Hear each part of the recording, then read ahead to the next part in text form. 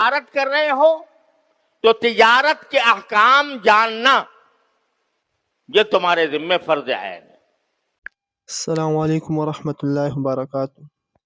جی، آپ ہر ایک مسلمان کے ذہن میں آج کل جو ایک سوال گردش کر رہا ہے کہ آیا آن لائن کاروبار کرنا جائز ہے یا نہیں،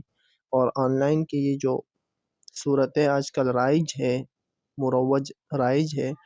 کیا یہ صورتیں جائز ہے یا نہیں؟ اگر جائز ہے تو کن صورتوں میں جائز ہے، کن شرائط کے ساتھ جائز ہے، ان کے بارے میں مفتی تقی عثمانی صاحب جو تجارت کر رہے ہو تو تجارت کے احکام جاننا یہ تمہارے ذمہ فرض عین ہے۔ کس قسم کی بے، کس قسم کی خریداری، کس قسم کی فروختگی جائز ہوتی ہے، کون سی ناجائز ہوتی ہے۔ مثلا ایک مثال دیتا ہوں کہ رسول کریم صلی اللہ علیہ وسلم نے ارشاد فرمایا کہ اگر کوئی شخص کوئی چیز خریدے کسی دوسرے انسان سے تو جب تک اس چیز پر قبضہ نہ کر لے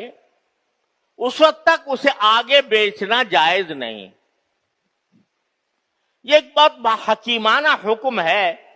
جس کو ان کے خلاف ورزی کے نتیجے میں آج ہمارے ہاں فساد پھیلا ہوا ہے۔ سٹے بازی کا بازار اسی وجہ سے گرم ہے، اس لیے کہ شریعت نے یہ کہا ہے کہ بھئی جب کوئی چیز تم خریدو کہیں سے تو جب تک تمہارے قبضے میں نہ آ جائے تو اس وقت تک تم اس کو آگے بیچ نہیں سکتے۔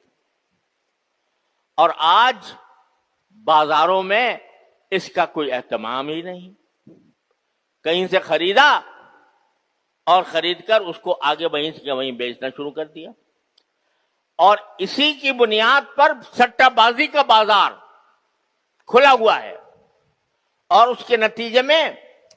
لوگوں کو اربوں خربوں کے نقصانات ہوتے ہیں۔ یہ جو آپ لوگ اخبارات میں پڑھتے ہوں گے اور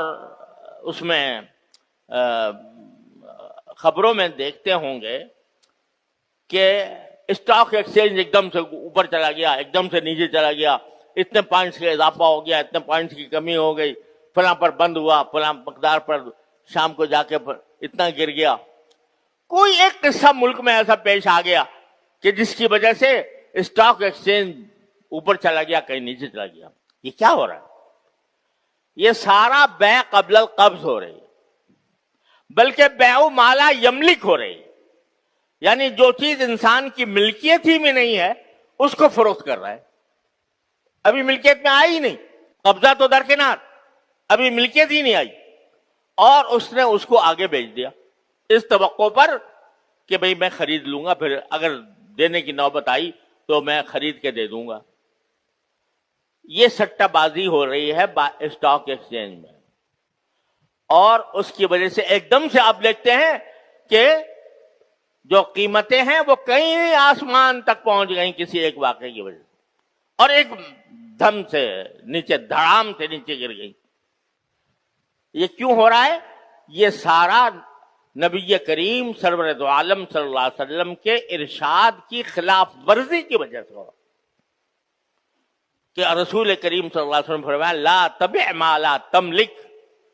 جو چیز تمہاری ملکیت میں نہ ہو اس کو فروخت نہیں کر سکتے۔ تو اب جو ہے کہ تاجر ہے ایک،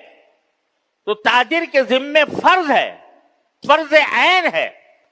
کہ وہ خرید و فروخت کے بنیادی مسائل اس کو پتہ ہوں۔